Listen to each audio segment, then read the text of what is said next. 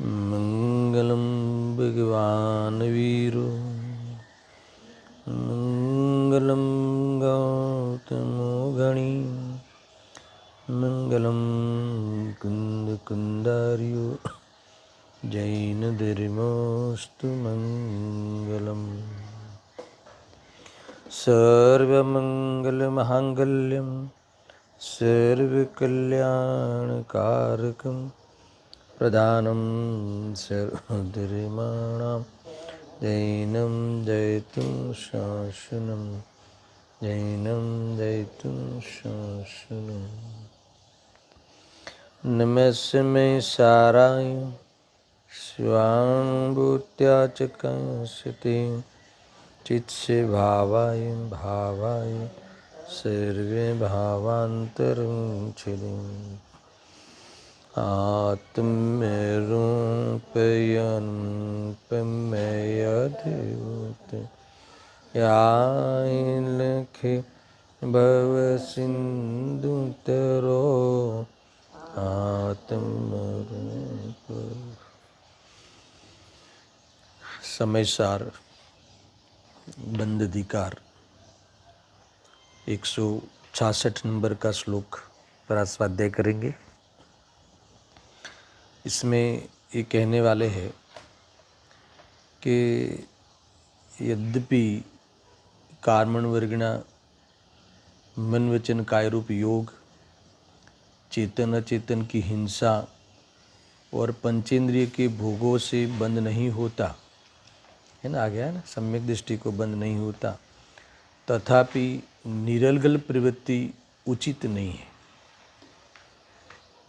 यानी इस भावना को व्यक्त करने वाला एक कलश काव्य के रूप में कहते हैं।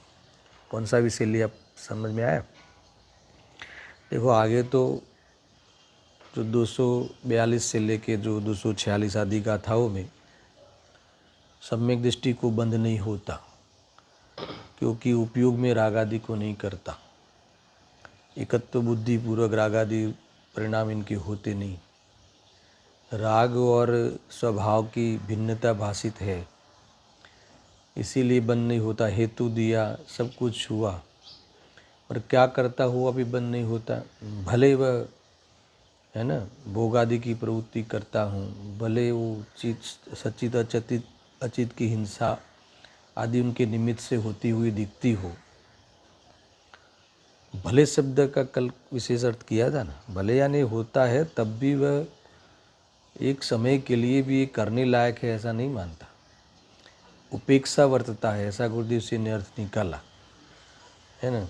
फिर भी ये बात सुनकर, ये कलश में भी ये बात आई थी 165 और उन गाथाओं में भी आई थी, तो इसमें से कोई उल्टा अर्थ निकाले सुनना, स्वच्छंद प्रवृत्ति को धारण कर लेवे। कभी हिंसा आदि करने से जब बंद होता ही नहीं, तुम है ना मौज मजा करो, खाओ पियो और मोक्ष चले जाओ। कोई ऐसा करे, जब बाह्य क्रिया से हिंसा होती ही नहीं तो फिर अभक्ष आदि खाओ ना, फिर क्या प्रॉब्लम है? वही आत्मा जब खा ही नहीं सकता, वो वाली बात आती, तो फिर आप खाने का निषेध क्यों करते हो जब उससे कुछ होता ही नहीं? ऐसा अर्थ निकाल कर है ना स्वच्छंद प्रवृत्ति करे। अरे ये बताना चाहते हैं कि खाने का भाव तो आत्मा करता है, समझ में आया कि नहीं? वो सब भाव तो आत्मा करता है, वहाँ ये बात लेनी थी, खा नहीं सकता मगर। और यहाँ ये बात लेनी है कि यार भोगादि प्रवृत्ति दिखती है, मगर उस संबंधी और उस अनुसार जो भी रागादि भाव होते भी होंगे, मगर उसमें रस नहीं है। ज्ञानी तब भी अपना भेद ज्ञान का कार्य नहीं छोड़ते, ये बात, और उन कार्यों में और उन आए हुए भावों में उपेक्षा वर्ती है। उस लाइन में जाना था, उस दिशा में जाना था। मुझे ऐसा लगता है कि आचार्य अमृतचंद्र देव, आचार्य कुंदकुंद देव ने इस बात को कहीं लिया नहीं, कोई स्वच्छंद हो जाएगा करके दर्शन। तो ऐसा अपन अनुमान कर सकते हैं कि आचार्य कुंदकुंद देव के समय में ऐसे कोई लोग शायद उनको नहीं दिखे होंगे।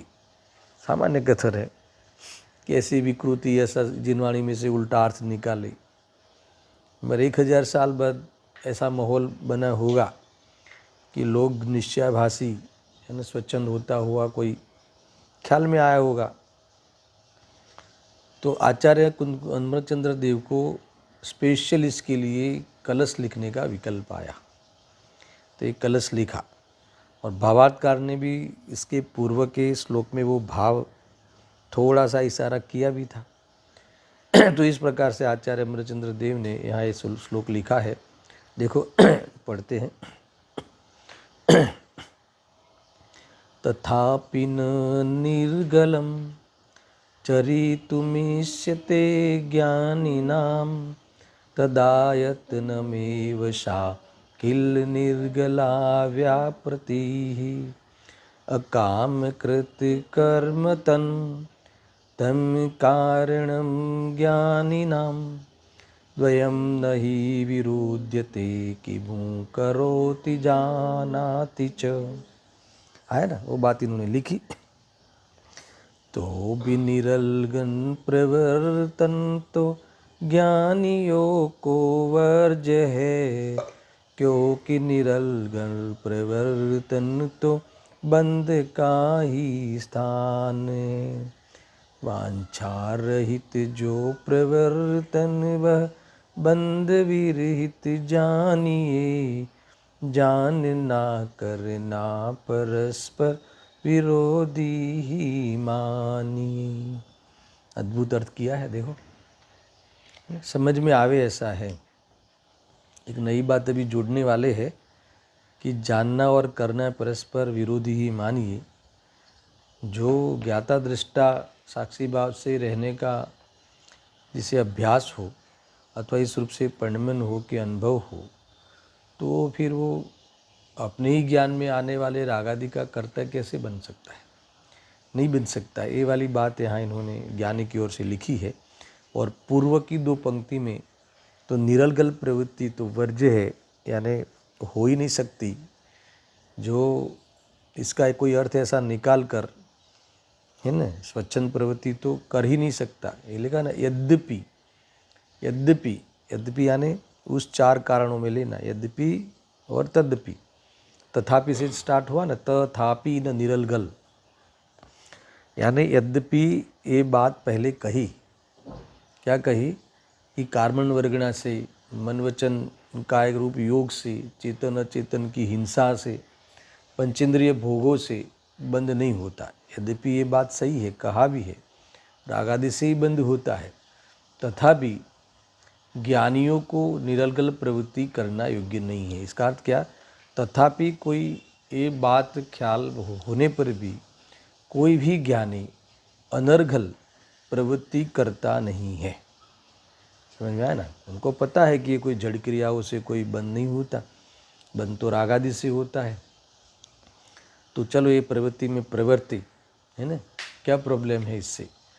तो ये ऐसा कभी ज्ञानी फिर वो ज्ञानी नहीं होगा, है ना, वो तो दुराचारी मिथ्या दृष्टि हो गया। देखो ऐसा है, यहाँ कहते हैं कि यद्यपि इस 4 प्रकार के कारणों से बंद नहीं होता, है ना, राग आदि से ही बंद होता है, तथापि ज्ञानियों को निरलगल प्रवृत्ति करना योग्य नहीं है ना। पहले यहाँ अल्प विराम है। मेरी यहाँ एक बात अपने को विचारणीय है कि जब उससे बंद होता ही नहीं है तो फिर इस प्रवृत्ति का निषेध क्यों करते हो? ये बात आई ना, सुनना फिर से। ये कहा ना, तथापि ज्ञानियों को निरलगल प्रवृत्ति करना योग्य नहीं है, यानी करते नहीं है। ये प्रवृत्ति बाह्य प्रवृत्ति करती नहीं है, स्वच्छंद हो के फिर चलो प्रवर्तन करे, ऐसा कुछ करते नहीं है। तो एक प्रश्न होता है कि जब आप कह रहे हो कि बाह्य प्रवृत्ति से बंद होता ही नहीं है, समझना, तो फिर निषेध क्यों करते हो? होने दो ना, करने दो ना। तो होने दो या करने दो के लिए नहीं लिखा है। कल भी बताया था कि ये सब अपनी भूमिका में होते हुए भी उसकी महिमा नहीं है, उसकी अपेक्षा नहीं है, और ऐसे होते हुए भी अपना पुरुषार्थ छोड़ते नहीं। ये बातें कल 2-3 बातें जो कही थी मैंने, पूरा घंटा भर जो चर्चा हुई थी, देखो ये विकृत जीव होते ना, ऐसा अर्थ निकालते। जब परद्रव्य तो कुछ करता नहीं, अकिंचित कर है अपने कार्य में, तो फिर ये परिग्रह की चर्चा इतनी क्यों आती है। 10 लक्षण पर्व में मैं जनरली ये बात लेता भी हूँ। किसी ने एक बार पूछा था कि जब घर से बंद होता भी नहीं, वस्त्र से बंद होता ही नहीं, अकिंचित कर है ना, तो फिर मुनिराज वस्त्र रहित होते क्यों है, घर में फिर क्यों नहीं रहते। जब घर बंद का कारण ही नहीं है तो फिर घर में रह के अच्छे से साधना करें ना। समझ में आया कि नहीं। तो ये कोई बाह्य के पदार्थों की ओर से कोई परिग्रह, तो ये तो व्यवहार कथन है। खरेखर तो अंदर में राग ही नहीं है, वस्त्र का राग ही नहीं है। ऐसा कोई इंद्रियों को छुपाने लायक उनका कोई ऐसा गंदा परिणाम ही नहीं है कि इंद्रियों को ढंकनी पड़े, है ना। निर्मोही है। इसीलिए जब राग ही नहीं है, जिनके राग नहीं होता, उस लेवल का राग निकल जाता है, तो फिर संयोग में वो चीज़ें दिखती ही नहीं, ऐसा अर्थ है। अब यहाँ जोड़ो इस बात को कि ज्ञानियों को ये निरलगल प्रवृत्ति करना योग्य नहीं है, यानी वो करते ही नहीं है। वो स्वच्छंद होकर फिर ऐसी प्रवृत्ति करने लगे, इसका अर्थ ऐसा नहीं है। सुनना, तो यहाँ निषेध क्यों करते हैं उस प्रवृत्ति का, इसलिए करते हैं कि वो प्रवृत्ति हुजा जिनके भी होती है ना, तो वो बंधने के स्थान है। तुरंत लिखा देखो, क्योंकि वह निरलगल प्रवर्तन वस्तुतः बंध का ही आयतन है। आयतन है उसका अर्थ क्या, देखो भावार्थ में कहने वाले हैं, स्थान है। ये सब जो बाह्य में कार्य जो होते हैं, तो ये बिना राग के नहीं होती, है ना। राग तो है मगर ज्ञानी बंधते नहीं है। इसका अर्थ क्यों, राग होते हुए भी, क्योंकि वो राग का राग नहीं है। कल लिया था ना उपयोग में, यानी एकत्व बुद्धि का राग नहीं है। एकत्व बुद्धि बिना का राग है, इसीलिए तो प्रवृत्ति दिखती है। नहीं तो प्रवृत्ति अकेली प्रवृत्ति हो और राग नहीं हो, ऐसा नहीं होता। कई बार लिया है, अंदर में परिणाम में राग हो और बाहर में प्रवृत्ति कदाचित नहीं दिखे।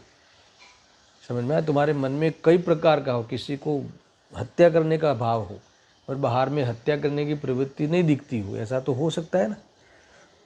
होता ही है ना। अपन पेपर पढ़ते पढ़ते कितनी हत्या कर देते, न्यूज़पेपर पढ़ते हैं ना, तो मन में कितना भाव कर देते हैं, पाकिस्तान को तो रहना ही नहीं चाहिए, है ना, इसको, ये लोग को तो रहना ही नहीं चाहिए, फलानी पार्टी तो है ना, इसके तो ये सब हम भाव करते हैं। मगर ऐसी प्रवृत्ति तो करने तक हमारा परिणाम, अथवा वहाँ तक तो हम गए नहीं, मगर भाव तो कर लिए। मगर बाहर में प्रवृत्ति हो और राग नहीं हो, ऐसा नहीं हो सकता। इसीलिए वो प्रवृत्ति का जब भी निषेध किया हो तो समझ लेना कि राग का निषेध है। एक पहला कानून ये हो गया। दूसरा, जब प्रवृत्ति है ज्ञानियों को, तो फिर राग है, ये बात भी सिद्धि हुई ना। तो इसीलिए बार बार कहते हैं कि राग है मगर उपादेय बुद्धि वाला राग नहीं, यानी वो छोड़ने की दिशा में है। कमजोरी से आए हैं मगर उसमें रमना नहीं है, क्योंकि रमने लायक लगता ही नहीं है। तो ये बात यहाँ खास मुख्य रूप से लेनी है ना। देखो कितना बढ़िया लिखा, तथापि ज्ञानियों को निरलगल प्रवृत्ति करते नहीं है, क्योंकि वह निरलगल प्रवर्तन वस्तुतः बंध का ही आयतन है, स्थान है ना। तो देव तुरंत जवाब दिया है आचार्य अमृतचंद्र देव ने। तो भी क्यों करते हैं, तो कहते हैं कि नहीं करते हैं राग आदि, है ना। देखो जिनवाणी में पढ़कर कोई अन्य लोग अज्ञानी तो ऐसा अर्थ निकाले कि जब बाह्य क्रिया से बंद नहीं होता तो फिर, है ना, जो भी है वो करो, है ना, अबक शादी खाओ और मज़ा करो और फिर मज़ा करते करते मोक्ष चले जाओ। तो कि तो मुक्ति के मार्ग में तेरा दूर दूर तक प्रवेश नहीं है, समझा ही नहीं है। तो ज्ञानियों को होता है तो भले हो, इसका अर्थ इसलिए मैंने कल लंबा चौड़ा अर्थ किया कि भले हो, इसका अर्थ करने के पक्ष में नहीं है, या ना करते नहीं है, करना योग्य नहीं है, ऐसा अर्थ निकालना। करना वो इष्ट मानते नहीं है। कल गुरुदेव जी ने बहुत बढ़िया अर्थ निकाला कि वो इष्ट नहीं मानते हैं, करनी अच्छी बात है ऐसा नहीं मानते, चले ऐसा भी नहीं है, करे तो भी चले ऐसा भी नहीं है, यानी इनको ये करते हुए भी इनकी उपेक्षा वर्ती है। बढ़िया भाव निकाला गुरुदेव जी ने कि उपेक्षा नहीं है, यानी वो करना है नहीं, और वहाँ उस संबंधी राग आता है, वो राग कोई पहले पसंद नहीं करते, राग की रुचि नहीं है, इसीलिए इनको बंद नहीं होता, है ना, अनंतानुबंधी बंद नहीं होता। ये बात इन्होंने यहाँ कही है। देखो, और ज्ञानियों के जो वहाँ वांछा रहित कर्म होता है, सुनना, वह बंध का कारण नहीं है। बराबर है। ये उन्होंने कंक्लूजन बताया। अब हेतु बताएंगे तुरंत। पहले कंक्लूजन क्या है कि ज्ञानियों के जो वहाँ वांछा रहित कर्म होता है, वांछा रहित होता है, यानी वांछा रहित का इच्छा रहित होता है। इच्छा नहीं होती क्या? खाने की क्रिया के समय खाने की इच्छा नहीं होती, तो इच्छा रहित का अर्थ है कि उनको वो राग की ही इच्छा नहीं है। राग हुई है, वो तो राग में तो इच्छा हुई है। सुनना दर्शक, कि मुझे ये भोजन करना है, ऐसी तो इच्छा हुई है, मगर जो राग, भोजन के राग की इच्छा हुई है, पहले तो श्रद्धान में तो उस राग करने की ही इच्छा नहीं है। इसका क्या अर्थ कि राग मेरा स्वभाव ही नहीं, अपना मानते ही नहीं है। इसका अर्थ कि करना कर्तव्य रूप से करते ही नहीं है। इसका नाम कि राग करने की इच्छा नहीं है। इच्छा तो है, राग में इच्छा तो कर ही रहे, मगर वो राग करने की इच्छा नहीं है, क्योंकि वो स्वभाव नहीं है, ऐसा अनुभव करते हैं। यानी उपादेय बुद्धि नहीं है। समझ में आया कि नहीं? इसका अर्थ की वांछा रहित, ज्ञानियों के वांछा रहित भोग है, ऐसा कहते हैं ना। तो क्या भोग में वांछा नहीं होगी? मैं भोगूँ, मैं इसको सेवन करूँ, ऐसा विकल्प तो होगा ना। तो ऐसी इच्छाएं तो होगी ना, मुझे आज मीठा लेना है, मुझे आज तीखा लेना है, मुझे, है ना, ये सब तो इच्छाएं तो है। तो वांछा रहित क्यों कहते हो? कि वांछा की वांछा नहीं होती, उस वांछा जो है वो वांछा करने की इच्छा नहीं है। इच्छा नहीं है ना, उपादेय बुद्धि नहीं है, वो सुख बुद्धि नहीं है, इसमें उपेक्षा वर्ती है। वो उनको वो करना चाहते नहीं, फिर भी होता है, हो जाता है ना।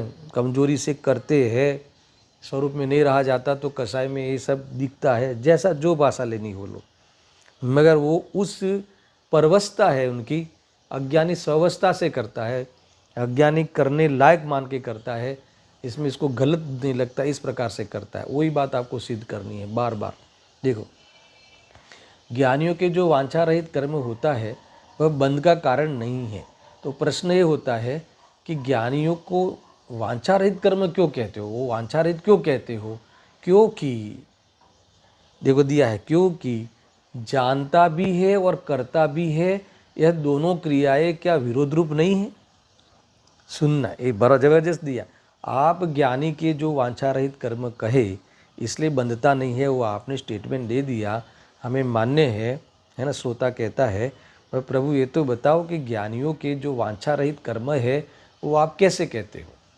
तो इन्होंने सीधा हेतु दिया आचार्य अमरचंद्र देव ने, हम इसलिए कहते हैं क्योंकि जो जानता भी है और करता भी है, ऐसी दो चीज़ें एक साथ नहीं हो सकती। ये दोनों बातें एक व्यक्ति को नहीं हो सकती, है ना। जो जानता है वो करता नहीं है, समझ में आया ना। और जो जानता नहीं है वो करता है। क्या अर्थ है इसका? अब यहाँ जो जानना शब्द लिखा ना, तो ये जो हम जो ज्ञान का परिणमन है ना, जानने रूप, वहाँ से बात नहीं उठाई है। सुनना, बात वहाँ से उठाई है कि जो जानता है वो ले सकते हैं, मगर वो कैसे ले सकते हैं मैं बाद में बताता हूँ, अभी बता देता हूँ। चलो, जानता है वो करता नहीं है, यानी आत्मा तो जानन स्वरूप है, आत्मा का कार्य तो जानना है, जानना देखना है। तो जानना देखना है वो जिसका कार्य है, तो परद्रव्य का हिलावे, यहाँ से वहाँ ले जावे, यहाँ से यहाँ रखे, वो कार्य कैसे करेगा? उसका वो कार्य ही नहीं है, वो न उसके पर्याय है, न गुण है, वो न द्रव्य है, तो कैसे करेगा? ये सब के लिए सामान्य बातें होगी, मगर ऐसा उसे खबर नहीं है। यहाँ उस अर्थ में लेना है, ज्ञानी को लेना है ना, कि क्योंकि ज्ञानी तो जानता है ना, ये जानता है कि मैं जानने वाला हूँ। ज्ञानी जानता है ना, इसको भेद ज्ञान है, विवेक है। ये जानने स्वरूप जो है वो मैं हूँ, मेरे में जो जानना कार्य हो रहा है ना, ज्ञान की अनुभूति है, वही आत्मानुभूति है, वो मैं हूँ, ऐसा अनुभव करता है ना। जब जो ऐसा अनुभव करता हो, तो ऐसे जीव के जो ज्ञाता दृष्टा रहने का जिनको है ना जीवन हो, ज्ञाता दृष्टा रहने रूप जिनका परिणमन हो, तो उस जीव के ज्ञान में कोई राग झलके, उस भूमिका में आने योग्य राग झलका ही है ना। राग का क्या होता है आत्मा को? देखो, हम लेते हैं ना, राग को आत्मा करता है कि जानता है? खरेखर क्या करता है कि जानता है? अच्छा, खरेखर जानता है, तो ऐसा खरेखर जानता है, जो जानता है ऐसा अनुभव करने वाले को, तो राग जानने में ही जो आ रहा है, तो राग का ज्ञाता रहते होंगे कि कर्ता बनते होंगे? समझ में आया ना। जब इनको ये पता चल गया कि जानना मेरा स्वरूप है, मेरे में तो मेरी जो चमक है, मेरी जो चमक का पट है, मेरी जानने रूप जो मेरी परत है, पर्याय है, उस परत में मेरी जो स्वच्छता है, उसमें तो सूक्ष्म से सूक्ष्म राग, अरे अंदर में अभिप्राय की मलिनता हो वो भी तो जानने में आई, तब तो जानने रूप अनुभव करके वो मलिनता दूर की, नहीं तो कैसे की। समझ में? देखो तुम्हारे मन में कपट है, दो बात साथ में लेता हूँ कपट है वो तो विकृति है, और कपट को लेकर तुम कुछ प्रवृत्ति कर रहे हो, तो कपट है ऐसा पहले जानना होता है कि नहीं। ये कपट है वो तुम तो जानते ही हो और सर्वज्ञ जानते हैं, भले सामने वाले को खबर पड़े या न पड़े वो बात की बात है, और सर्वज्ञ जानते हैं तो वो तो हो गई एक प्रकार से प्रमाण, मगर उससे हमारा बंद और वो निर्जा कोई मतलब नहीं रखता। पर हम अगर कपट को जाने, अब क्या जाने कि ये कपट है, सुनना, ये कपट है, ये दोष है। जो कपट जानने में आया जिस समय, उस समय ज्ञान ने विवेक पैदा कर दिया कि ये कपट है, ये कपट मेरी शोभा नहीं है, ये कपट मुझे कपट में रहते हुए मुझे आकुलता होती है और उससे कर्म का भी बंद होता है, ऐसा उसे ज्ञात हो जाए तो कपट का और स्वभाव का भेद ज्ञान हुआ। ऐसा जानता हुआ जो कपट आदि भाव आते हैं अपनी भूमिका के अनुसार आ भी गए, अप्रत्याख्यान आदि, तो ज्ञानी उस कपट को कभी भी, जब तीनों काल उससे जुदा है ऐसा जिसने अनुभव किया हो, वह कपट से फायदा क्यों चाहेगा, वो कपट करने लायक क्यों मानेगा। तो उसका फिर इस प्रकार से दृष्टि में उसका निकल गया, वो दोष के रूप में जानता हुआ वह वास्तव में ज्ञाता दृष्टा हो गया। तो जो ज्ञाता दृष्टा रहता है वो करता नहीं है, ये लिखा ना, जो जानता भी है और करता भी है, दोनों क्रिया एक साथ हो नहीं सकती। अब जो इसने ऐसा जाना तो करने लायक है, वो कैसे मानेगा, और जिसने ऐसा जाना नहीं वो करने लायक मानेगा। समझ में आया ना। तो इसीलिए ज्ञानी है ना, ये कहा कि वांछा रहित इसके कर्म है, वो जो कर्म यानी जो कार्य होते हैं इनके जीवन में, खाने के पीने के क्रिया और उसके उसमें जो राग आदि होते हैं भाव, वो वांछा रहित इसलिए है कि उसमें एक समय के लिए भी, जैसे अभी कपट में मैंने घटित किया, ऐसे हर कोई इच्छा में, हर कोई इच्छा इनके आती है, वो इच्छा की इच्छा इनको नहीं होती, यानी वो इच्छा उपादेय रूप से नहीं होती, इसीलिए उनको बंध नहीं होता। समझ में आया ना। तो ये ऐसा है। तो देखो कितना बढ़िया आखिरी बात कहाँ से उठाई, कलश भी कोई सामान्य नहीं है ना। कितनी बातें कही, ये सारे जो चार कारण है उससे बंद नहीं होता, यद्यपि ये बात कही है, राग से ही बंद होता है बात कही है, तथापि ज्ञानियों को निरलगल प्रवृत्ति नहीं होती, वो नहीं करते। समझ में आना क्यों नहीं करते, क्योंकि निरलगल जो प्रवर्तन करे, वो जो वस्तु का स्थान है वह बंद का ही आयतन है। वस्तु का स्थान यानी निरलगल जो ऐसे जो प्रसंग है वो तो बंद का ही स्थान है, पर ज्ञानियों को ऐसा नहीं होता। क्यों नहीं होता, क्योंकि वांछा रहित कर्म है, इनकी इच्छा का जो इच्छा से दिखती है उसमें इच्छा की इच्छा नहीं होती, इसलिए वो बंद का कारण नहीं है।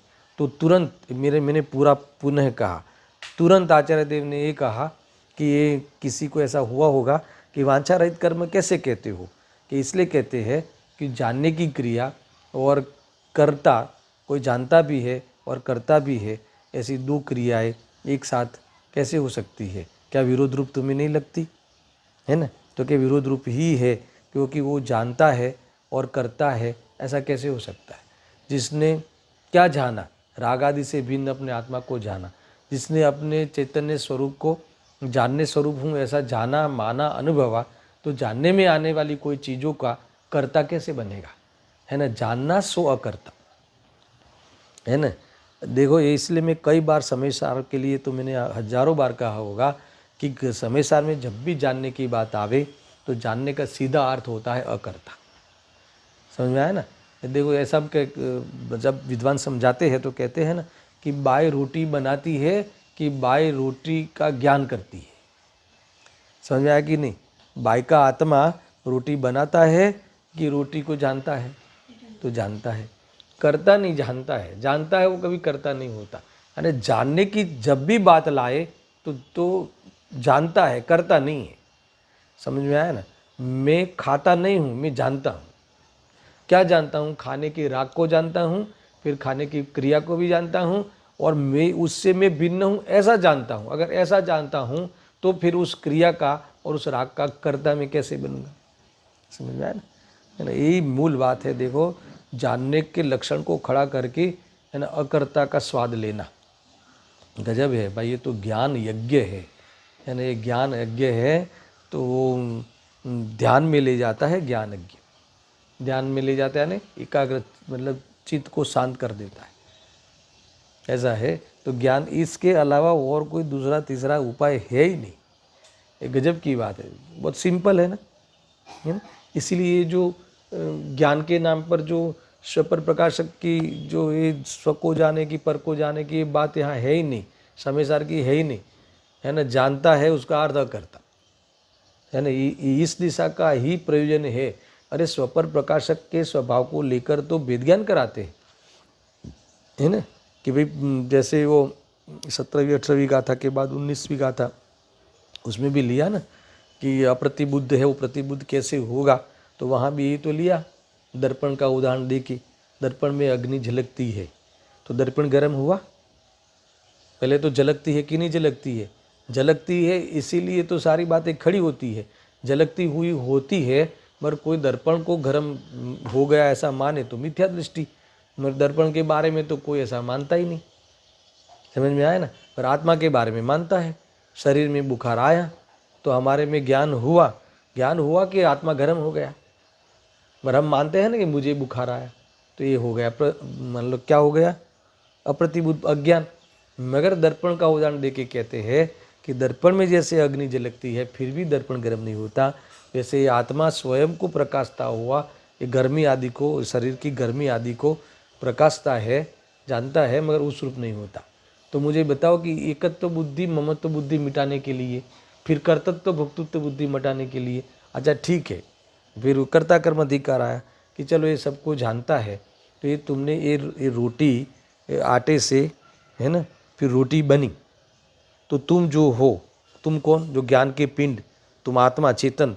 तो ये रोटे आटे में से परिणमन होकर आटे की पर्याय का व्यय और रोटी का पर्याय का उत्पाद, और आटा अर्थात तो वो गेहूँ रूप, गेहूँ के लोट रूप रहना, ये जो हुआ वो वहाँ प्रसंग आया। कहाँ प्रसंग आया? ये रोटी में, उस पुद्गल में प्रसंग आया। तो तुम्हारे में क्या हुआ? ज्ञान हुआ, कुछ नहीं हुआ। क्यों कहते हो? ज्ञान हुआ कि नहीं? ये सब जाना कि नहीं? रोटी ने जाना? रोटी ने तो जाना ही नहीं कि इस रूप रोटी हुई हूँ मैं। मगर ये जो देखो, इतनी इतनी बातें आती है कर्ता कर्म अधिकार में, परिणमन के लिए जानने की जरूरत नहीं है। जानेगा वही परिणमेगा ऐसा नहीं, वो तो नहीं जानता तो भी परिणमता है पुद्गल, पर उस रूप परिणमता है ऐसा आत्मा ऐसा जानता जरूर है। अब जानता है तो तुरंत प्रश्न किया कि जानता है कि करता है? तो क्या जानता है। तो फिर तुमने मैंने बनाई, मैंने अच्छी बनाई, मेरे से अच्छी नहीं बनी, ये बात, ये तुमने एडिशनल, है ना, ये सब जो सूल है, ये सूल लगा लगा के अपने को बहुत परेशान किया। तो ये यहाँ कहते हैं कि जो जानता है वो कर्ता कैसे हो सकता है। देखो, एक प्रकार से कर्ता कर्म अधिकार का ही अंश लगे अपने को, अगर उसमें शामिल कर भी दिया होता तो कोई फर्क नहीं पड़ता। मेरे बंध तत्व की मुख्यता से चर्चा है ना, करने के नाम पर बंधता है, मैंने किया है और मैं कर सकता हूँ, मैं मार सकता हूँ, ऐसा। तो यहाँ कहते हैं कि ये ज्ञानी इसलिए नहीं बंधता क्योंकि उसका कर्ता नहीं है। और कर्ता क्यों नहीं है? और भी ले सकते हो पूरा। कर्ता क्यों नहीं बनता? क्योंकि वो अपना मानता नहीं है, वो अपने से जुदा है। अपने से जो जिद्दी चीज़ हो उसका कर्ता कैसे हुआ जा सकता है? पूरा ले सकते हो, यानी एकत्व, ममत्व, कर्तृत्व, भोक्तृत्व। अब जब किया ही नहीं, तुम्हारा है ही नहीं, तुमने किया ही नहीं, तो उससे तुम्हें सुख दुख कैसे होगा? होगा ही नहीं, इसलिए भोगता भी नहीं हो। तो फिर क्या हो? तो क्या ज्ञाता दृष्टा हो। तो क्या ज्ञाता दृष्टा? उसका तुम करता हो, उसका ही तुम भोगता हो। करता यानी ज्ञान दर्शन रूप में परिणमता हूँ, भोगता यानी इसलिए मैं निराकुल रहता हूँ, जानने रूप रहता हूँ, इसका अर्थ के निर्विकल्प रहता हूँ। समझ में आया? कुछ बातें जानने देखने रूप रहना, इसका नाम ही निर्विकल्प रहना, इसका नाम ही फिर वितराग रहना, इसका नाम ही आनंद में रहना। ये है ज्ञान और आनंद की ऐसी संधि है। देखो, तुम विकल्प में जुड़ गए और उपादेय बुद्धि से विकल्प में जुड़ गए तो तुम जानने रूप जो है वो भूल गए। ख्याल में आया ना? ऐसा है ना, जानने देखने रूप तुम तो हो, तुम्हारा जीवन तुम हो ही आत्मा, तो जानने देखने रूप ही तुम करोगे, मगर वो भूल गए। देखो भूल जाते हो, प्रवृत्ति तो वही होती है, दूसरी प्रवृत्ति आत्मा में होती नहीं, मगर जानने देखने रूप में एक जो उसमें चमत्कार है कि सबको प्रकाशता है, तो तुमने जो प्रकाश में आया उसमें तुमने एक कर लिया है ना। तो ये तुम कर्ता भोक्ता बनते हो, वहाँ पे कर्ता किसका? परद्रव्य का मानते हो, बनते हो या ना मानते हो, और सुख दुख का सुखाभास रूप दुख और दुख का अनुभव करते हो। तो आ गया ना, इस प्रकार से बंधते हो।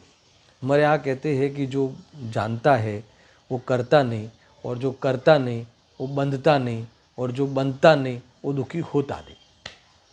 कितनी बातें आई। अब जो जानता है, इसीलिए जो भगवान आत्मा तो जानने का स्वभाव है, इसलिए वो तो अकर्ता नाथ है, इसलिए वो कभी बंधता नहीं और एक कभी दुखी होता नहीं, सुख का पिंड है। पर ऐसे भगवान आत्मा की जिसने दृष्टि की है ना, वो ज्ञानी दृष्टि की, वो जिसने जानने देखने रूप रहा, इसका अर्थ कि विकल्प रूप नहीं हुआ, और कदाचित अस्थिरताजन्य विकल्प आवे तो स्वामी बनता हुआ विकल्प नहीं किया, क्योंकि वो जानने देखने वाला है, वही उसका अनुभव में है, वही उसकी प्रतीति में है, वही उसका साक्षीपना ही प्रकटपने वर्तता है। तो फिर बताओ कि फिर वो करता कैसे होगा? तो जानना और करना एक साथ में कैसे हो सकता है? जो जानता भी है और करता भी है, क्या तुम्हें अभी भी ये दोनों विरोधी क्रिया नहीं लगती? अगर लगती है तो बोलो हाँ। तो इसका अर्थ है कि ज्ञानी जब जानने की क्रिया रूप है ना, सम्यक ज्ञान रूप परिणमन करता है, वो कर्ता कैसे हो सकता है? अब जब राग आदि का कर्ता हो ही नहीं सकता, तो फिर बंध कैसे हो सकता है? तो बंध होता नहीं है। इस प्रकार से अद्भुत रूप से इन्होंने, आचार्य अमृतचंद्र देव ने इस कलश को लिखा है। अब हम पढ़ लेते हैं भावार्थ। भावार्थ के बाद इसी बात को लेके है ना, जानने की और करने की क्रिया, जानता भी है और करता भी है, ये दोनों क्रियाएं क्या विरोध रूप नहीं लगती? तो क्या विरोध रूप है? ऐसा हो ही नहीं सकता। तो स्पेशल कलश लिखा पूरे निष्कर्ष के रूप में, जो जानता है वो करता नहीं है, और जो करता बनता है वो कभी जानने रूप अनुभव कर ही नहीं सकता है। जब तक तुम करने रूप अपने को मानोगे, तब तुम ज्ञाता दृष्टा का लाभ नहीं ले सकते। और तुम ज्ञाता दृष्टा बन जाओ तो सारी दुनिया तुम्हारे ज्ञान में झलके, तीनों काल की। जब तुम अज्ञान में मानते थे वो भी झलके, तो भी तुम एक समय के लिए भी तुमने किया ऐसा अनुभव नहीं कर सकते। समझ में आया कि नहीं? क्या गजब की ये अनुभूति है, क्या गजब का ये स्वरूप है। देखो अब चेतन जी साहब क्या कहते हैं, सुनना।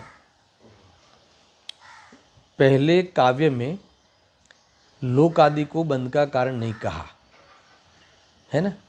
पहले काव्य में यानी इससे पहले 165 में लोक आदि को यानी कर्म से भरा हुआ लोक को कर्म के कारण नहीं बंधता, फिर मन वचन काया के योग के कारण नहीं बंधता, सचित असचित हिंसा के कारण नहीं बंधता, पंचेंद्र के भोग के कारण नहीं बंधता। तो तुमने ये सब कारणों को बंध का कारण नहीं है ऐसा कहा पहले काव्य में, ठीक है। इसीलिए वहाँ यह नहीं समझना चाहिए, तो उसको लेके ये नहीं समझना चाहिए कि बाह्य व्यवहार प्रवृत्ति का बंध के कारणों में सर्वथा ही निषेध किया गया है। क्या कहा? यानी बंध के कारणों में इसका सर्वथा निषेध मत समझना। क्यों दर्शन? क्यों? बाह्य क्रियाओं को अभी नई बात ले आए, यानी नए को ले आए। नई बात का अर्थ है नए को ले आए कि ये व्यवहार जो प्रवृत्ति, व्यवहार क्यों कहा कि आत्मा की परमार्थ प्रवृत्ति नहीं। पहले तो आत्मा करता नहीं, पर उसका योग और उपयोग उसमें निमित्त जरूर है। कोई भी क्रिया होती हो तो बाह्य में बाई रोटी बनाती हो तो रोटी तो 3 काल में नहीं बनाती, पर वो रोटी बनाने का विकल्प कर सकती है ना। और विकल्प यानी उपाधि बुद्धिपूर्वक विकल्प कर सकती है, वो तो करेगी ना अज्ञानता में, विकल्प तो वे करेगी। और विकल्प करेगी तो योग की भी प्रवृत्ति, योग यानी आत्मा, जैसे हाथ ऐसा करूँ हाथ वैसा करूँ, ऐसा विकल्प करेगी तो ऐसा करे ना ऐसा। तो उस प्रकार से आत्मा के प्रदेशों का क्या होगा? कंपन होगा, वो योग हो गया। तो वो योग और उपयोग दोनों आत्मा में होते हैं, और बाकी सब चीज़ें जो अपने अपने द्रव्य में होती है, हर द्रव्य में अपना अपना कार्य होता है। तो वहाँ विकल्प रूप में यह आत्मा में हो रहा है। पर जब उसका स्वामी नहीं बनता ज्ञानी, अरे ऐसा उपयोग कोई मेरा स्वभाव थोड़ी है, ये तो मलिन उपयोग है। और ऐसा आत्मा के प्रदेशों का कंपन कि जिसके निमित्त से कर्म वृगण आवे, ऐसे योग का स्वामी थोड़ी बने कोई। तो इस प्रकार से ज्ञाता दृष्टा स्वभाव की ओर से ये योग और उपयोग का फिर स्वामी नहीं बनता। इसीलिए वो निमित्त है, वो भी उपचार कथन है ना, वो निमित्त की दृष्टि नहीं है, निमित्त का ज्ञान है यथार्थ। इसलिए वास्तव में वो व्यवहार प्रवृत्ति कही है। देखो यहाँ फिर से, पहले काव्य में लोक आदि को बंध का कारण नहीं कहा, इसलिए वहाँ यह नहीं समझना चाहिए कि व्यवहार प्रवृत्ति का बंध के कारणों में सर्वथा ही निषेध किया है। ऐसा मत समझना कि वो इससे बंद होता है, निमित्त तो है। अब निमित्त क्यों है? क्योंकि बाहर में क्रिया होती हो और तुम अंदर में वितराग होते हो, ऐसा नहीं होता। तुम्हारे शरीर हिलता डुलता हो, समझ में आया कि नहीं, और तुम्हारे अंदर में चलने का भाव नहीं हो, ऐसा नहीं हो सकता। जो भी भाव, कुछ ना कुछ भाव हो, जो चलते समय तुम्हें ऐसा भी हो कि अभी नहीं चलना है, समझ में, कुछ भी हो सकता है भाव, तो ऐसा है ना। ज्ञानियों के यहाँ फिर से हाँ, तो बंध के कारणों में सर्वथा ही निषेध किया है, ऐसा मत समझना, ऐसा कह रहे हैं। तो बाह्य व्यवहार प्रवृत्ति रागादि परिणाम को बंध के कारण की निमित्त भूत है। आया ना, बाह्य प्रवृत्ति जो रागादि भाव है, जो बंध के कारण है, उसमें निमित्त भूत है। पर उस निमित्त का यहाँ निषेध नहीं समझना चाहिए। यदि तुम निमित्तिक रूप से निषेध मत समझना। इसलिए कहीं कहा भी हो बाह्य प्रवृत्ति की ओर से, तो तुम्हें अंदर के राग में जो निमित्त बनती है, अर्थात तो अंदर के राग के निमित्त से प्रवृत्ति होती है, तो तुम्हें प्रवृत्ति बंद करने का कहा हो तो राग के अभाव करने के लिए कहा है, ऐसा मानना चाहिए। अथवा राग से दृष्टि पहले हटाओ, है ना, वो करने लायक नहीं है, ऐसा मानो। और स्वभाव क्यों करने लायक नहीं है? क्योंकि तुम्हारा काम तो जानने देखने का है। अगर जानने देखने वाली दृष्टि नहीं हुई, जानने देखने के स्वभाव वाला में हूँ ऐसी, अगर तुमने अस्थि नहीं आई, तो अस्थिपूर्वक नास्ति होती है, विधिपूर्वक निषेध होता है। अगर विधि नहीं मिली और निषेध किया तो स्वच्छंद हो जाओगे, समझ आया ना। मगर कहाँ देखो, वैसे भी कई बार मैं कह चुका हूँ कि बाहर से हटने का उपाय बाहर से हटने का नहीं है। स्वरूप में रहते हैं, वो बाहर नहीं जाते, समझ में आया। इस प्रकार से निषेध होता है, निश्चय पूर्वक व्यवहार का निषेध होता है। पहले भी आया था, समझ में आया ना। व्यवहार का निषेध व्यवहार में जाके नहीं होता, निश्चय में रहते हैं तो व्यवहार छूटता है, इसका नाम व्यवहार का निषेध है, समझ में आया ना। ऐसा समझना है। देखो, उन्हें कहीं स्वच्छंद होकर प्रवर्तने को नहीं कहा है। बंद नहीं होता तो ऐसा नहीं है कि तुम करते जाओ, मजा करो, ऐसा नहीं है। क्योंकि मर्यादा रहित निरंकुश प्रवर्तना तो बंद का ही कारण है। मर्यादा रहित यानी विवेक रहित। तुमने तो मान लिया कि कुछ नहीं होता है, ऐसा होता है ना। देखो, मैंने शायद बहुत पहले भी कहा था, बहुत साल पहले की बात है, बहुत मान लो कि तारंगा जी में जब शिविर प्राप्त जो शुरू हुई थी, तारंगा जी में शिविर होती थी ना पहले, वो ग्रीष्म का ना अगस्त वाली शिविर, बहुत बड़े दिनों की होती थी, 15 दिन आदि जो होती थी, मुझे ऐसा याद है। तो शुरू में मैं पहली या दूसरी बार में की शिविर में गया होगा। इतनी पहचान तो थी नहीं, वो सामान्य परिचय नहीं था सबके साथ। तो जैसे वो क्लास निमित्त उपादान का चला, समझ में आया ना। निश्चय व्यवहार का भी ऐसे क्लास चलते थे, आप बढ़िया चलाते थे क्लास। तो क्लास भर के वो हम लोग भोजन को गए, तो भोजन में उस समय लाइन ही लगती थी, है ना। तो लाइन में मैं भी खड़ा था, वो थाली लेके जो भी है। तो देखो, एक दूसरे को फिर धक्का मारे, लोग क्या करते थे सुनना, धक्का मारे, है ना। फिर ये कहे कि कौन किसी को धक्का मारता है ना, कोई किसी को कर ही कुछ नहीं सकता, समझ में आया कि नहीं। तो ऐसा स्वच्छंदपना नहीं लाना था, समझ में आया ना। ये बात हमें समझने लायक है। तो ये तो मजाक बना दिया इस तत्व का, तत्वाभ्यास का। तो ये तो और ज़्यादा गहराई से तो बहुत बड़ा बंद होता है इससे। क्या मतलब है? छूटने के मार्ग को तुमने यूँ मजाक में ले लिया, सही नहीं है। मैंने कहा भी था, पता नहीं मुझे भाव आ गया था तो, कि यार वो तत्व की बात तुम मजाक में मत ले आओ, वो तो अंदर में निमित्त की दृष्टि छोड़ने के लिए कहा था, समझ में आया कि नहीं। इसका अर्थ ये नहीं है कि भी ये धक्का मारे फिर कहे कि मैंने कहा मारा, ऐसा इसके लिए नहीं था। तो ये हुआ ना, ये तो ये कोई बाहर में कोई प्रवृत्ति का वीर करते रहे, आत्मा कर ही नहीं सकता, वास्तव में नहीं कर सकता। मगर तुम करने का भाव तो तुम ही करते हो अज्ञानवश, वो करने लायक नहीं है। अज्ञानवश अज्ञानी रागादि का करता है, रागादि का करता ज्ञायक नहीं है, और ज्ञायक की दृष्टि करने वाले ज्ञानी नहीं है होते हुए राग का भी, क्योंकि वो राग को अपना किसी भी प्रकार से नहीं जानते। फिर उसको बढ़ाने के लिए तुम बढ़ाओ उसको, उल्टा अर्थ निकाल के, तो तुम्हारा है ना दोष है, ऐसा समझना चाहिए। देखो यहाँ कहते हैं, हाँ कहाँ तक आए थे, व्यवहार प्रवृत्ति रागादि परिणामों को बंध के कारण की निमित्तभूत है, उस निमित्ता का यहाँ निषेध नहीं समझना चाहिए। यानी निमित्त नैमित्तिक जैसा है वैसा समझना चाहिए, निमित्त की दृष्टि छोड़ना है ना। निमित्त का निषेध नहीं करना है कि बाहर की व्यवहार की प्रवृत्ति बंध में निमित्त ही नहीं बनती, ऐसा नहीं समझना। प्रवृत्ति है तो इसके अनुकूल अंदर में राग भी है, मगर ज्ञानी उस वांछा रहित कर्म है, नहीं लिखा देखो तुरंत, ज्ञानियों के अबुद्धिपूर्वक आया शब्द, वांछा रहित प्रवृत्ति होती है, अबुद्धिपूर्वक यानी उसमें उपादेय बुद्धि नहीं होती वो राग में, इसीलिए वो क्रिया का करता अथवा वो क्रिया बंध का कारण उनके नहीं बनती।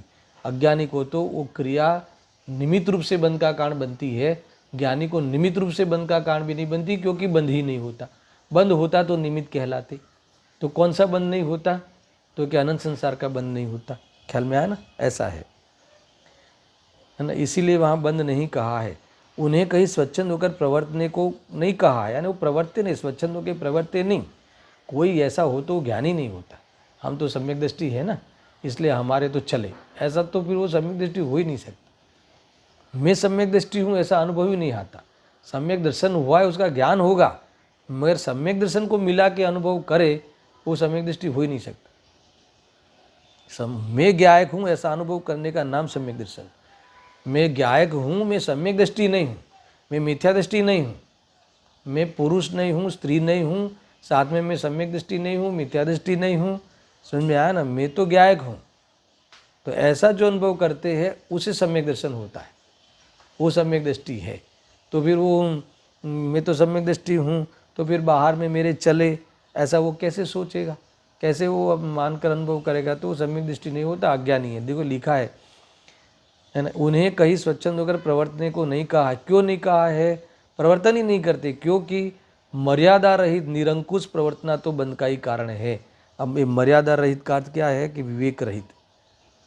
तुम्हें निरंकुश है ना, तुम्हें पता ही नहीं चला कि यहाँ क्या मर्यादा रखनी थी, इसका क्या अर्थ था, है ना। वो प्रवृत्ति की उपेक्षा होती है ऐसा समझना था, और प्रवृत्ति करने के पक्ष में ये बातें नहीं थी।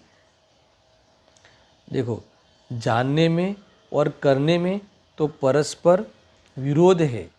ज्ञाता रहेगा तो बंद नहीं होगा, करता होगा तो अवश्य बंद होगा। आया ना। देखो क्या कहते हैं कि जानने में और करने में तो परस्पर विरोध है, और ज्ञाता रहेगा तो बंद नहीं होगा, और करता होगा तो अवश्य बंद होगा। तो ज्ञानी तो ज्ञाता है, वो ज्ञाता का अर्थ ये है कि वो मेरे कुछ काम का नहीं है, वो कपट है, वो दोष है, और मैं ये इसका अभाव होना, वो निर्दोषता प्रकट करना चाहिए। और कपट जैसी चीज़ मेरे सोचती नहीं और मेरे स्वभाव में है नहीं, मेरी चीज़ है ही नहीं।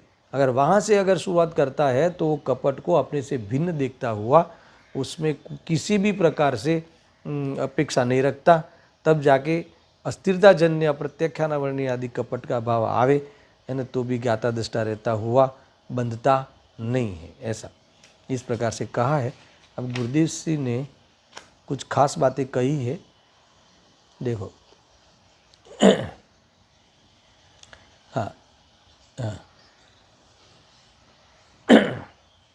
क्या कहते, देखो राग, हाँ 3-4 पॉइंट ही लेते हैं इनका, बढ़िया है। देखो यहाँ कोई आशंका कर सकता है कि इस तरह के कथन से तो लोग व्रतप आदि को भी मिथ्यात्व मानकर स्वच्छंदी हो जाएंगे। क्या कहते हैं, क्या प्रश्न उठाया कि अगर कोई ऐसी आशंका कर सकता है कि भाई वो बाह्य की क्रिया का कोई करता है ही नहीं, और रागादि भाव का स्वामित्व उसे है ही नहीं, इसीलिए उसे बंद नहीं होता, तो फिर ये फिर बाह्य की जो क्रियाएं जो वापस वही है ना, फिर क्रिया करने की जरूरत क्या है। फिर ये उपवास करे, 2 टाइम नहीं खाओ, तो ऐसा करके फिर वो तो पेट भरो और मजा करो, वही बात आई ना। तो ऐसा करके फिर व्रत आदि तो वो करेगा ही नहीं। ये सारे जो ये व्रत आदि कहा है, बहुत बातें आने वाली है, कहा है तो क्या अर्थ है, नहीं कहा है तो क्या अर्थ है, समझ में आया कि नहीं। क्योंकि प्रश्न बहुत उठते हैं। ये जब वो बाहर का कोई हमें कुछ होता ही नहीं, वो कुछ हो उसका फल लगता ही नहीं, तो फिर ये सारे शास्त्र झूठे नहीं हो जाएंगे। आचरण ग्रंथ कि तुम आचरण करो, ये करो, तुम बक्स खाना छोड़ दो, है ना, ये सब, तो ये सब का फिर क्या होगा, ये सब झूठे हो जाएंगे। कि भाई इसलिए मैंने कहा कि क्रिया की ओर से कथन होगा और छोड़ना है राग। क्यों? क्योंकि राग होता है, इन जिनकी क्रियाएं होती है उनके राग विद्यमान है, मगर ज्ञानी के वो राग विद्यमान है, उससे वेद ज्ञान है, इसलिए बंद नहीं होता। बात यही है। देखो, यहाँ कोई आशंका कर सकता है कि इस तरह के कथन से तो लोग व्रत तप आदि को भी मिथ्यात्व मानकर स्वच्छंदी हो जाएंगे, व्रत आदि नहीं करेंगे, है ना। उसको लगता है कि कुछ करने का ही नहीं रहा। अज्ञानी को क्या लगता है, सुनना, कि आप व्रत आदि का इसमें तो निषेध हो गया, कोई करने की बात ही नहीं आई, है ना, क्योंकि ये जब क्रिया से कुछ होता ही नहीं तो क्यों करे। तो फिर ये तो फिर हमारे लिए तो धर्म के नाम पे कुछ करना रहा ही नहीं। समझ आया कि नहीं, गजब की बात है। तो यहाँ कहते हैं, सुनो, उसके समाधान में कहते हैं कि अरे प्रभु, भगवान आत्मा अंतर में राग रहित चैतन्य घन स्वरूप है, उसमें जाना, उसी में जमना रमना, यह क्या कुछ करना नहीं है। यानी इस जीव को जानना है, वो करता लगता ही नहीं है। धर्म के नाम में भी कुछ चावल यहाँ से वहाँ चढ़ावे, या फिर कोई मतलब कि भक्ति जोर जोर से बोले।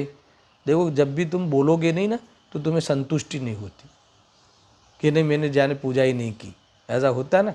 तो कि ये कहते हैं कि ये सब तो तुमको लगता है कि किया करके, मगर ज्ञान करते हैं तो उसको लगता है कि नहीं जैसे मैंने कुछ किया। और यहाँ कहते हैं कि ज्ञान किया वही किया है तुमने, बाकी तो तुमने किया ही नहीं। ज्ञान करता है जी, और कुछ करता ही नहीं। देखो ऐसा है, क्या व्रतादि का राग करना ही करना है। भूमि का अनुसार व्रतादि के राग रूप भाव भी होते हैं, पर ज्ञानी धर्मात्मा की उस राग में कर्तृत्व बुद्धि नहीं है। व्रतादि के समय भी वह तो उस राग में भी पार अंतरंग में विद्यमान ज्ञाता दृष्टा स्वभावी आत्मा के जानने रूप कर्तृत्व के करने को ही अपना कर्तव्य मानता है। आया ना। देखो, आगे मैंने बहुत बार कर्ता कर्म अधिकार में ये उठाई थी शैली कि ज्ञानी राग का तो करता है ही नहीं, ज्ञाता ही रहता है। क्योंकि राग है, पर राग का करता नहीं है, क्योंकि ज्ञान का करता है। तो एक राग का तो करता है ही नहीं, परंतु राग के त्याग का भी करता नहीं है। क्यों? क्योंकि जब राग का करता नहीं है तो राग के त्याग का करता कैसे होगा। समझ में आया। और दूसरा, ठीक है, राग का त्याग करता है, मान लो ज्ञानी, तो राग के त्याग में करता क्या है। तुम्हें राग का त्याग करना है तो करो, राग का त्याग करके बताओ क्या करोगे। कि राग से मैं भिन्न हूँ ऐसा जानो।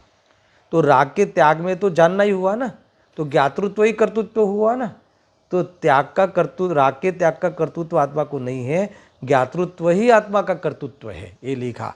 यानी वो राग जानना ही आत्मा का कर्तव्य है। वो राग के त्याग में भी ऐसे करते हैं कि राग में नहीं। अच्छा, राग का कर्ता बनना है क्या, राग में हूँ, राग मेरा स्वभाव है, ऐसा मानने का नाम राग का कर्ता, और ऐसा मानता नहीं तो राग का ही कर्ता नहीं है। तो राग का त्याग कैसे हुआ, अपने से भिन्न जाना, इसका नाम त्याग। तो उसने राग का त्याग किया कि जाना, राग के त्याग में भी तो जानना ही हुआ, तो जानना ही का कर्ता हुआ ना। इस प्रकार से वास्तव में ज्ञातृत्व ही कर्तृत्व है, ये वाली बात यहाँ इन्होंने कही है। बेचारे अज्ञानी को उस कर्तव्य का तो पता ही नहीं है। देखो, दया करते हैं कि अज्ञानी को तो ये जानना कुछ करना है, वो तो उसको समझ में नहीं आता। उसको तो ऐसा ही लगता है कि उठा पटक करे तो कुछ किया, मगर जानता है वो तो कोई किया है, मैं कुछ कर रहा हूँ, ऐसा उसे अनुभव नहीं आता। और यहाँ तो कहते हैं कि मोक्ष मार्ग में क्या, जीव के जीवन में जानने के अलावा कुछ होता ही नहीं। अगर उसको भूले तो राग द्वेष करता है, और ज्ञान को समझे तो राग द्वेष का कर्ता नहीं बनता है, आनंद करता है। यही दो ही बात है, बाकी की बात तो यहाँ है ही नहीं। देखो, बेचारे अज्ञानी को उस कर्तव्य का तो पता नहीं, अतः वह उस व्रतादि के राग को ही अपना कर्तव्य मान लेता है। अतः उसे समझाने के लिए इस कलश में कहा गया है कि तुम अपने वास्तविक कर्तव्य को जानो और इस अनादिकाल से करते आ रहे हैं राग के कर्तृत्व की मान्यता को छोड़ो। मान्यता को छोड़ना है।